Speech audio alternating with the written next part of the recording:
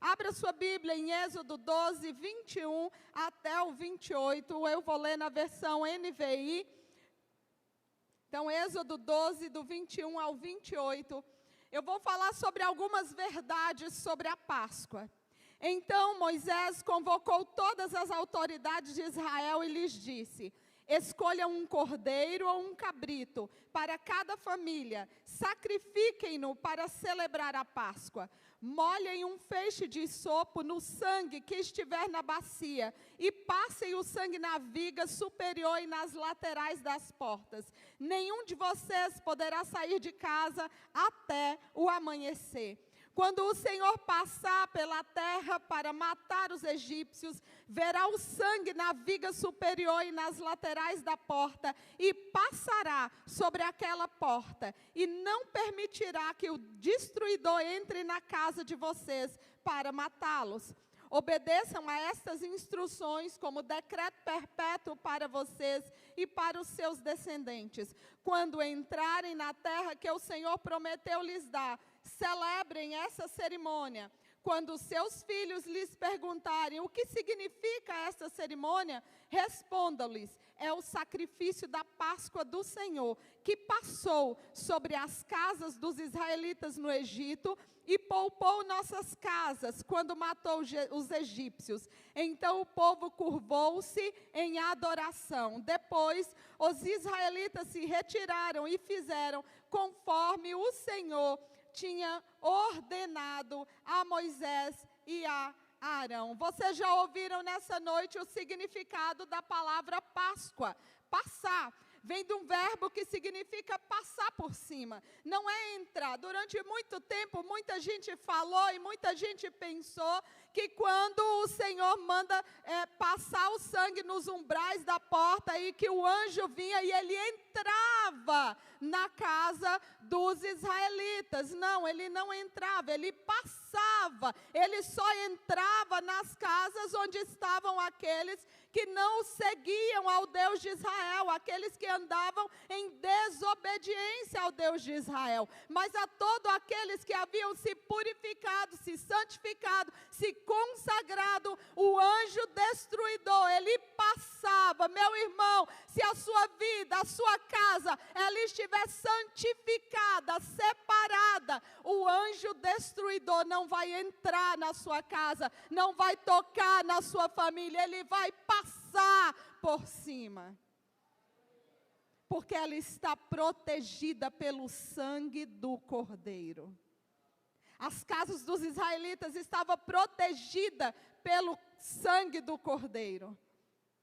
Mas as casas que não tinham a marca, não viveram a mesma situação. O anjo entrou e matou os primogênitos. Mas eu quero falar então sobre 5 verdades sobre a Páscoa. A primeira delas é que a Páscoa, ela tem um centro. E o centro da Páscoa é o Cordeiro. A verdade é que hoje muito se pergunta: coelho ou cordeiro? Qual dos dois nós vamos celebrar? Porque o mundo celebra o coelho. Muitas casas de cristãos colocam as patinhas do coelho para a criança procurar o ovo que o coelho, na verdade, não bota. Né? É ficção total.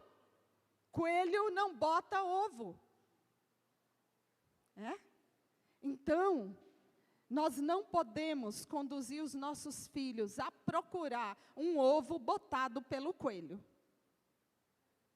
Nós precisamos conduzir os nossos filhos a buscar a cruz de Cristo, a buscar o Cordeiro que traz paz, o Cordeiro que traz salvação, o Cordeiro que traz mudança de vida, o Cordeiro que traz santificação, o Cordeiro que traz libertação. a Páscoa tem um centro, e o centro é o Cordeiro.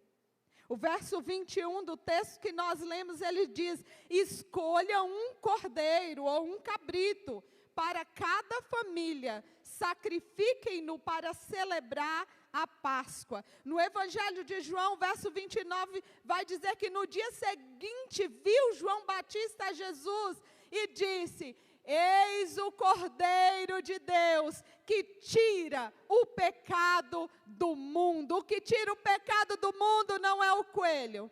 O que tira o pecado do mundo não é nenhum pastor, nenhum bispo, nenhum reverendo. O que tira o pecado do mundo é Jesus Cristo, o Cordeiro de Deus ressuscitado. Se nós não entregarmos a nossa vida a Jesus Cristo, não há salvação, não há libertação, não há futuro, porque a esperança é Jesus.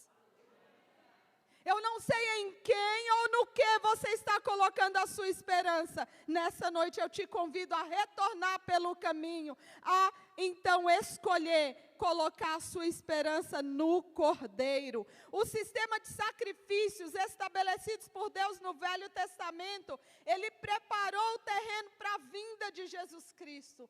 O único perfeito sacrifício, o sacrifício que Deus providenciou como expiação pelo meu e o seu pecado. Segunda coisa, a Páscoa tem um sinal, e o sinal da Páscoa é o sangue. Olha o verso 22 do texto de Êxodo 12. Molhem um feixe de hisopo no sangue que estiver na bacia, e passem o sangue na viga superior e nas laterais das portas. Nenhum de vocês poderá sair de casa até o amanhecer. Deus mandou que o sangue fosse colocado em toda a porta onde houvesse uma família de judeus. A marca do sangue do Cordeiro impediria a atuação do mal naquelas casas. E de fato, onde estava a marca do sangue, não houve morte e nem destruição. Nós necessitamos da marca do sangue em nossas vidas. 1 João 1,7 diz: o sangue de Jesus Cristo, seu Filho, nos purifica de todo pecado. No sangue de Jesus nós encontramos perdão para os nossos pecados. Não há nada que você possa fazer para ser salvo. Não há nada que você possa entregar para ser salvo. Não há dinheiro algum que você possa pagar pela sua salvação. Não é você quem se salva, é Jesus Cristo quem te salva. Você não tem poder para se salvar, assim como você não tem poder para se dar a vida. Você não tem poder nem para fazer nascer cabelo na sua cabeça.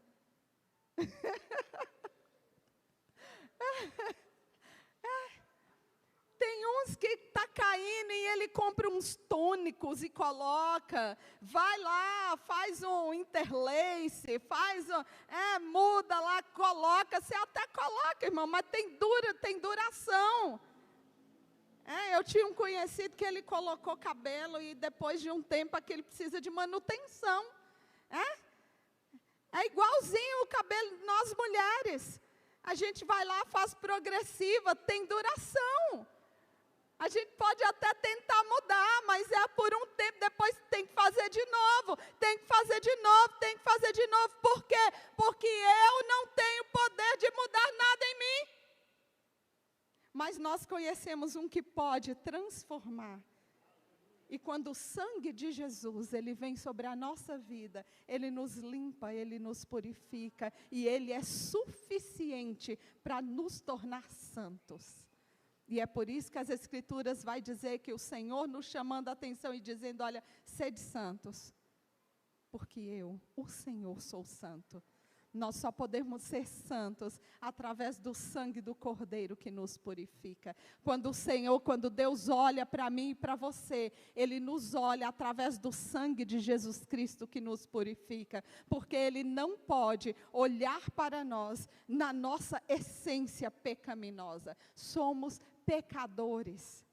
Não vivemos na prática do pecado, porque fomos entregamos a nossa vida a Cristo e decidimos viver por Ele e para Ele. E aí todo tempo, todos os dias, o sangue do Cordeiro vem sobre nós e Ele nos purifica de todo pecado. Ele nos purifica de todo pecado hoje, Ele nos purifica de todo pecado amanhã. E no outro dia Ele continua nos purificando, dia a dia. E aí as Escrituras vão dizer que aí nós vamos crescendo.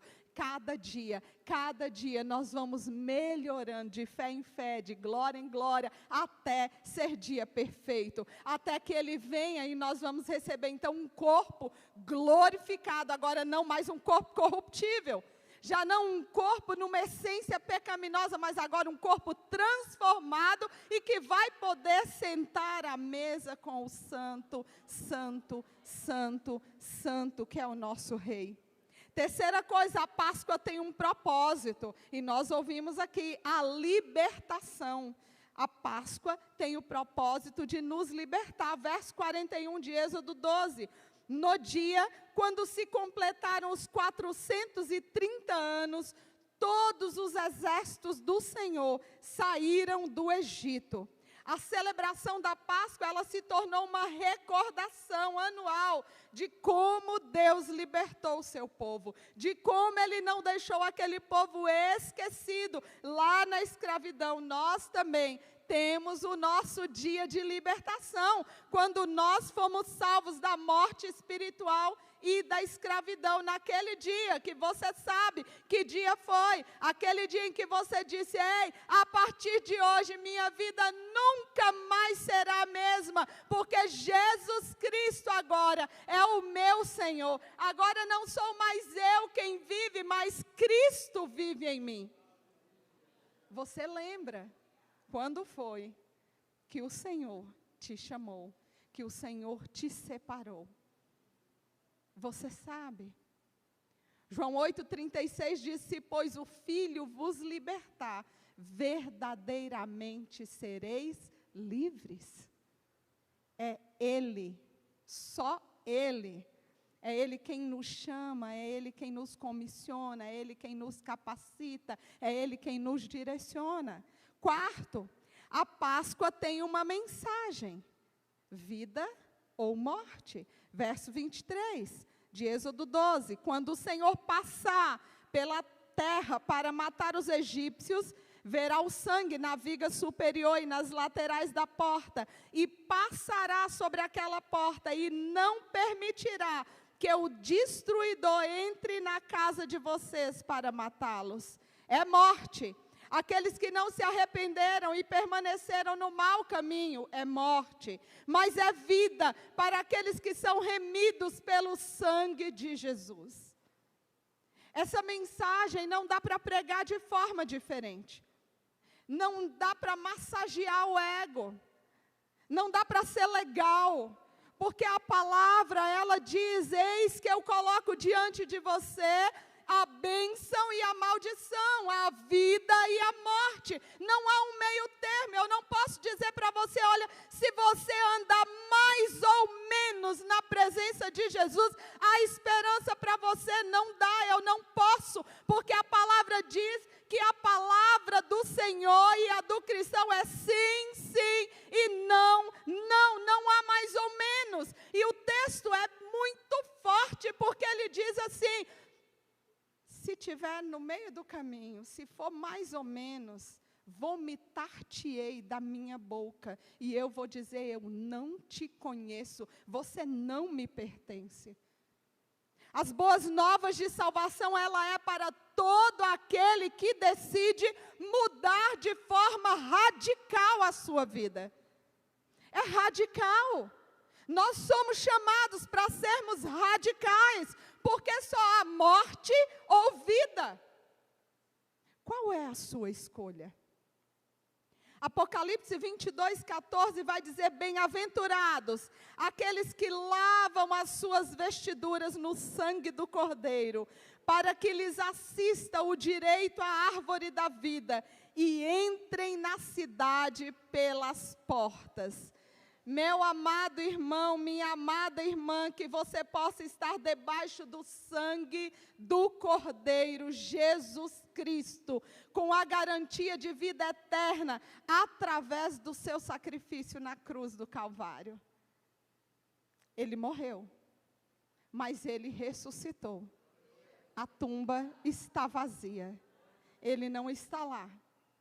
Ele está reinando, Ele está assentado ao lado do Pai, aguardando o momento em que o Pai dirá: é chegado o tempo, pode buscar o meu povo para mim. Quinto, a Páscoa tem um memorial. Nós fazemos todo segundo domingo do mês, a Santa Ceia, verso 14. Este dia será um memorial que vocês e todos os seus descendentes o comemorarão como festa ao Senhor. Comemorem-no como decreto perpétuo.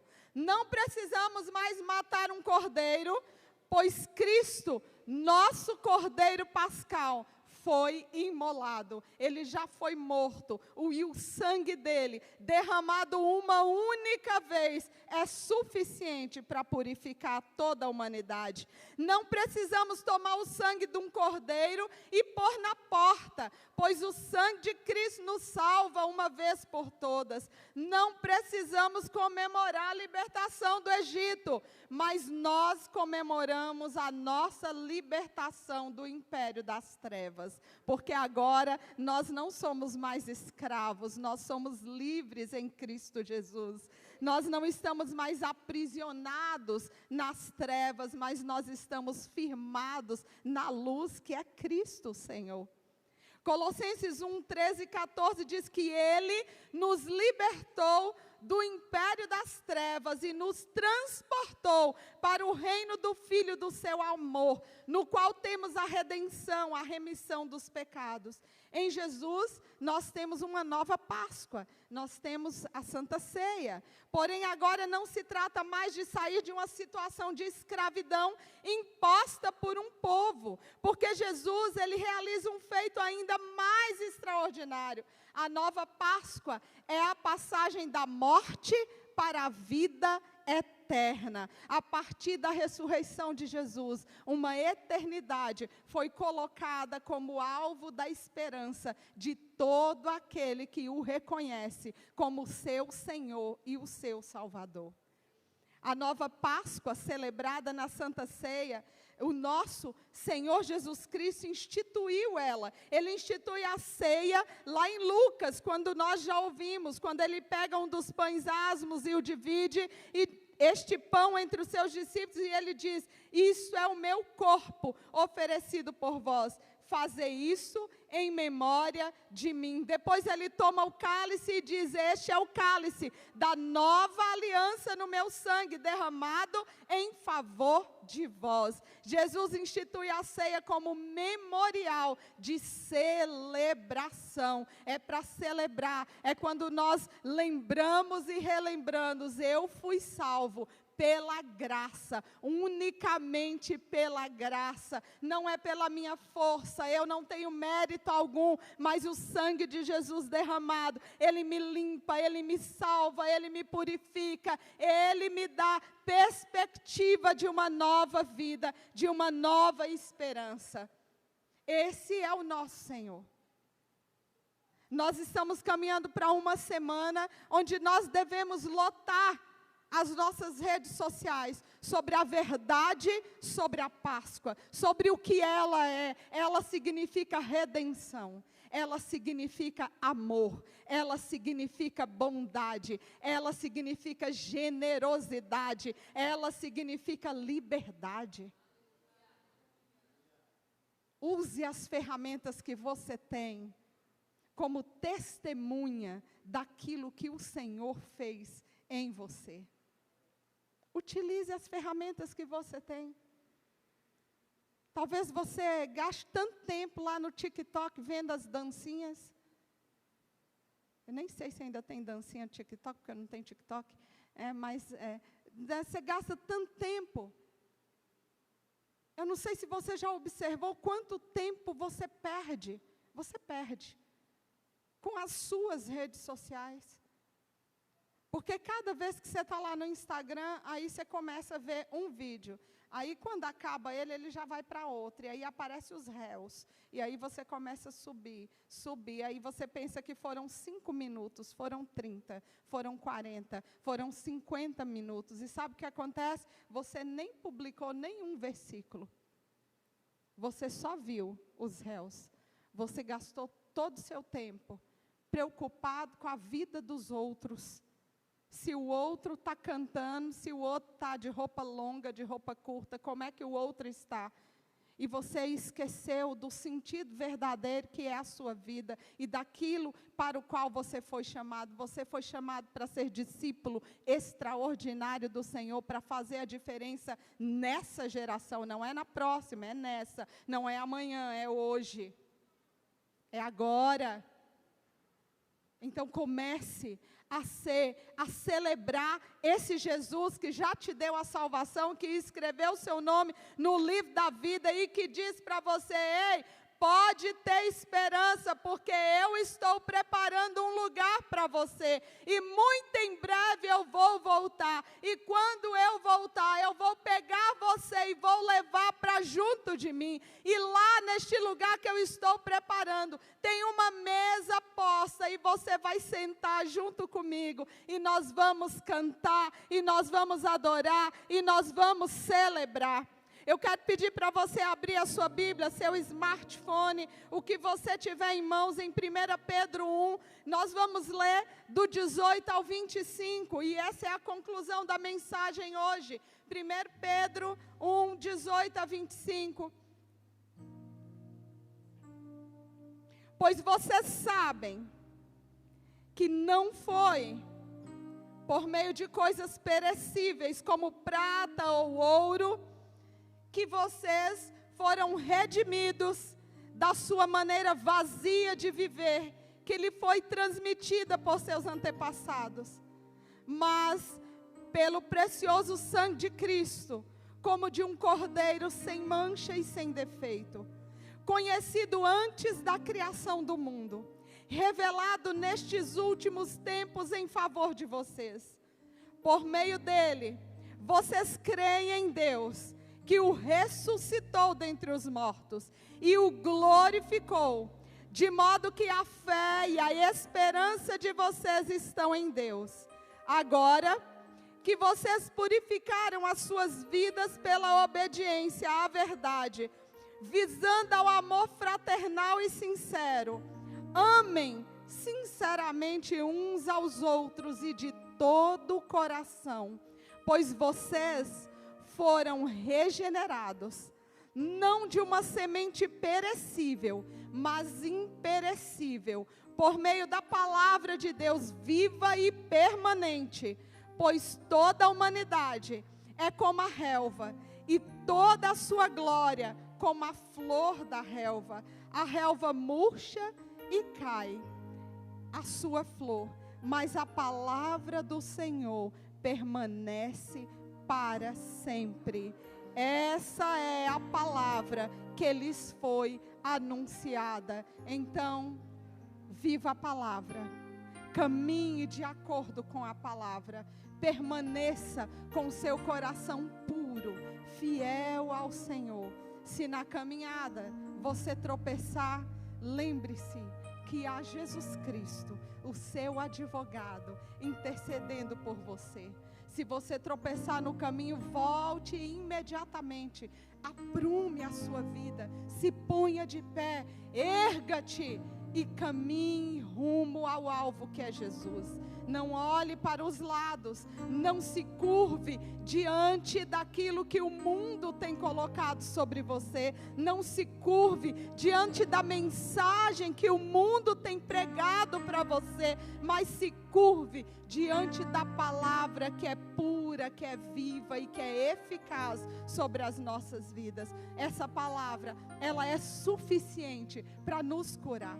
Ela é suficiente para nos aconselhar. Ela é suficiente para nos libertar. Ela é suficiente para nos restaurar. Nessa noite, esse é o meu convite para você. viva a palavra. Creia no Jesus Cristo ressuscitado. Ele não está morto. Ele está com os ouvidos atentos ao seu grito de socorro. Ele continua ouvindo a nossa oração. E Ele continua com as mãos estendidas, dizendo: eu abençoo. Eu sou o libertador. Eu sou o seu Salvador. Eu sou aquele que não te deixa. Eu sou aquele que não te abandona. Eu sou aquele que na hora difícil eu te tomo pela mão e eu te ergo e eu te sustento e eu te amparo. Eu sou aquele que quando há um mar na sua frente, eu abro para que você passe em terra seca. Eu sou aquele que se há uma fornalha de fogo preparada para você, eu entro nela com você, mas eu não te deixo sozinho. Esse é o nosso Deus, que não nos deixa, que não nos abandona. Você pode ficar de pé nessa noite? Glória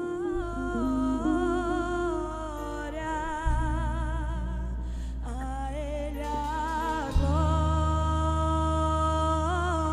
glória para sempre.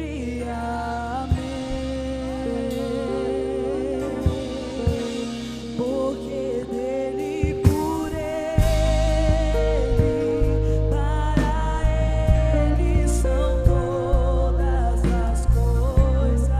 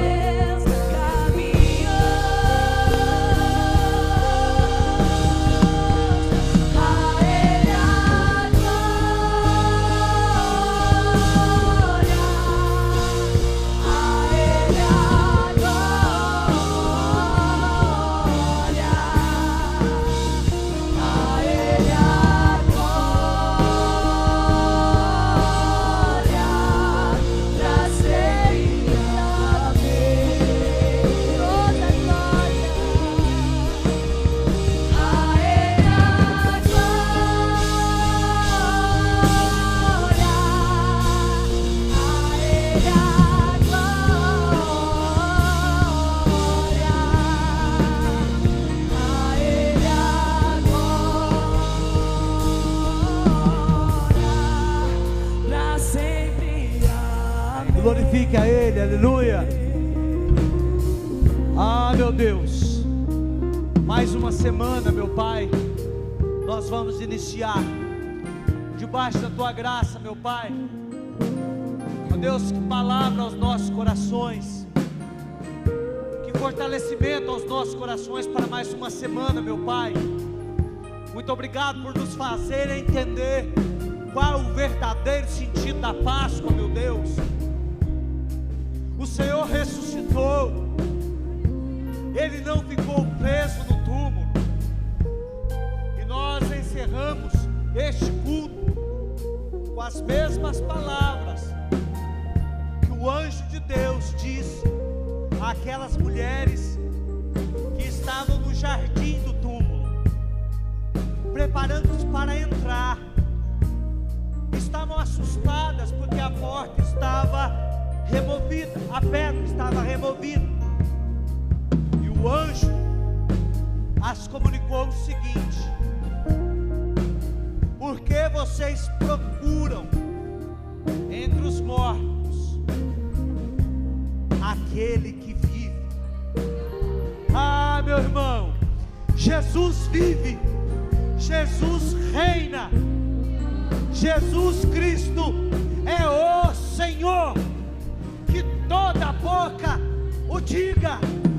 Que você tenha uma semana extraordinária, que você tenha uma semana abençoada, que você tenha uma semana de Páscoa, de passagem por cima da crise, passagem por cima do pecado, passagem por cima da discórdia, passagem por cima da incredulidade. Que você viva o melhor de Deus nesta semana. Que Deus te abençoe e te guarde. Que o grande amor de Deus Pai Todo-Poderoso, que a graça salvadora e libertadora de nosso Senhor e Salvador Jesus Cristo, e que as doces e ricas consolações do Espírito Santo não esteja conosco apenas hoje, mas para todo o sempre. E você que crê, diga amém, amém. Não saia sem antes cumprimentar o teu irmão. Aplauda ao Senhor. Jesus Cristo é o Senhor. Aleluia.